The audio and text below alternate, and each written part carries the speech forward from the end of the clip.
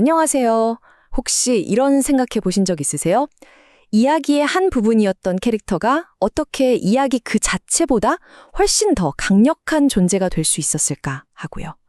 오늘은 바로 그 혁명의 중심에 서 있는 미키마우스를 통해서 캐릭터 저작권이 얼마나 놀랍게 진화해 왔는지 그 과정을 한번 파헤쳐 보겠습니다. 자, 이게 바로 오늘의 핵심 질문입니다. 어떻게 이 단순해 보이는 쥐그림 한 장이 거의 한 세기 동안 법과 비즈니스를 통째로 뒤흔드는 거대한 사가의 주인공이 되었을까요? 그 흥미진진한 여정, 지금부터 저와 함께 따라가 보시죠.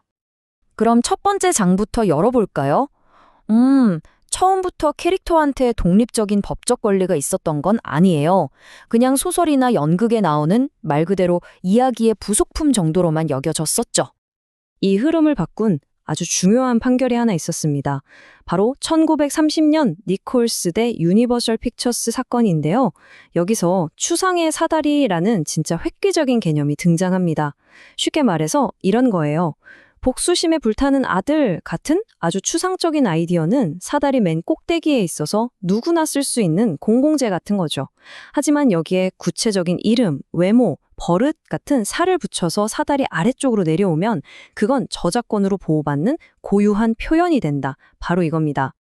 그래서 이 추상적인 원칙을 바탕으로 여기 표해 보시는 것처럼 몇 가지 실용적인 기준들이 생겨났어요. 이 중에서도 맨 위에 있는 충분한 구체화 테스트가 제일 중요해졌습니다. 핵심 질문은 딱 이거예요. 이 캐릭터가 이야기 밖으로 나와도 누구나 알아볼 수 있을 만큼 독창적이고 구체적인가?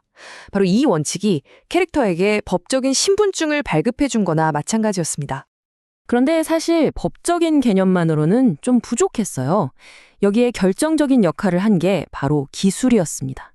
애니메이션, 특히 소리가 입혀진 바로 그 증기선 윌리는요, 미키마우스의 외모, 목소리, 심지어 그 특유의 움직임까지 필름이라는 물리적인 형태 안에 완벽하게 박제시켜버렸죠.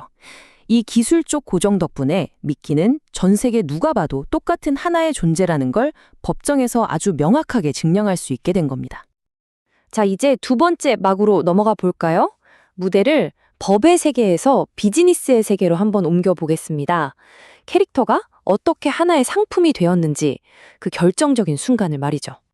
대공황 시절 디즈니 스튜디오가 재정적으로 아주 힘들 때 케이먼이라는 인물이 딱 등장합니다. 그는 미키마우스가 그냥 스크린 속 주인공이 아니라는 걸 간파했어요.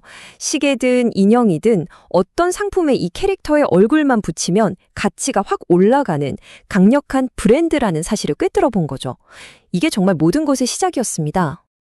와, 이 숫자 좀 보세요. 1935년까지의 상품 판매액입니다. 그 파급력은 정말 상상을 초월했습니다. 파산 직전이던 한 시계 회사는 미키마우스 시계를 만들어서 하루 만에 11,000개를 팔아치우고 기적적으로 회생했을 정도니까요. 캐릭터가 영화 수익을 넘어서는 말 그대로 현금 창출 기계가 된 순간이었죠.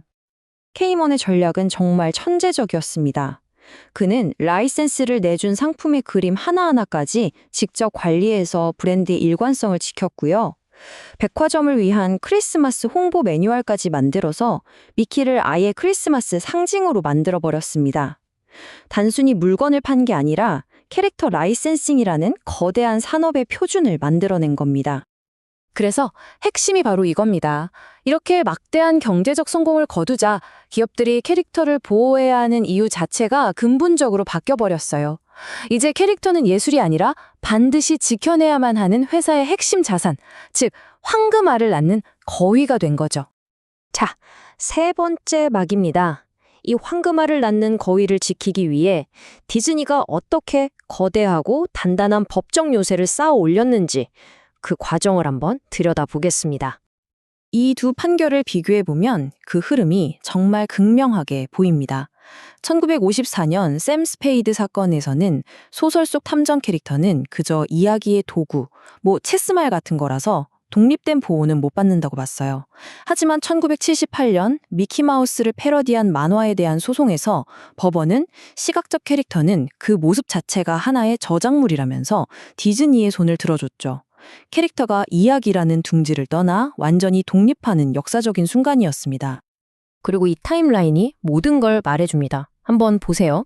미키마우스의 저작권이 만료될 때가 다가올 때마다 마치 약속이라도 한 것처럼 저작권 보호기간이 계속해서 연장됩니다. 특히 1998년에 95년으로 연장된 법은 미키마우스 보호법이라는 별명까지 얻을 정도였죠. 그리고 그 배경에는 바로 이 돈이 있었습니다. 630만 달러. 1998년 법안 통과를 위해서 디즈니가 쏟아부은 로비 자금이죠. 이게 뭘 의미하겠어요. 캐릭터 하나의 경제적 가치가 법을 움직일 만큼 얼마나 막강한지 그걸 보여주는 가장 확실한 증거입니다.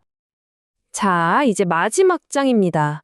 기나긴 시간 끝에 마침내 2024년 1월 1일 미키는 공공의 영역, 즉 퍼블릭 도메인으로 들어섰습니다. 하지만 이게 정말 완전한 해방을 의미할까요? 에이, 전혀 그렇지 않습니다.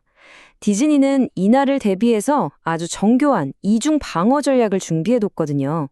첫째, 이번에 공개된 건 오직 1928년에 조금은 원시적인 흑백 미키뿐입니다. 우리가 아는 빨간 바지에 흰 장갑을 낀 이 키는 여전히 저작권 보호를 받아요. 그리고 둘째, 바로 상표권이라는 훨씬 더 강력한 방패가 있죠. 저작권은 기간이 있지만 상표권은 이게 무서운 겁니다. 사용하는 한 영원히 지속될 수 있거든요. 디즈니는 미키의 이미지를 자사의 로고로 등록해 놨기 때문에 만약 누군가 미키를 사용한 제품을 만들어서 소비자들이 이거 디즈니에서 나온 건가? 하고 헷갈리게 만든다면 언제든 상표권 침해로 소송을 걸 수 있습니다. 사실상 상업적인 통제력은 거의 그대로 쥐고 있는 셈이죠. 그리고 미키가 연 이 문은 시작에 불과합니다. 이제 수많은 우리 시대의 상징적인 캐릭터들이 그의 뒤를 따라서 퍼블릭 도메인으로 들어설 준비를 하고 있습니다. 바로 이들이 2026년 졸업반입니다. 이 표를 한번 보세요. 베티 부, 탐정 샘 스페이드의 원작 소설, 그리고 디즈니의 플루토까지. 우리에게 너무나 익숙한 이 캐릭터들이 이제 곧 누구나 자유롭게 사용할 수 있는 우리 모두의 문화적 자산이 되는 겁니다. 이게 우리에게 던지는 의미는 명확합니다. 한편으로는 고전 캐릭터를 이용해서 새로운 창작이 폭발하는 창의적 해방의 시대가 열릴 것이고, 다른 한편으로는 원작자의 권리와 대중의 활용 권리 사이에서 훨씬 더 정교하고 복잡한 법적 다툼이 벌어질 거라는 뜻이죠. 그래서 마지막으로 여러분께 이 질문을 던져봅니다. 이제 미키마우스와 같은 고전 캐릭터들이 모두의 것이 되었습니다. 과연 우리는 이 소중한 자산을 가지고 완전히 새로운 신화를 만들어낼까요? 아니면 그저 익숙한 옛 이야기를 무한히 반복하게 될까요? 그 답은 이제 우리 모두의 손에 달려 있습니다.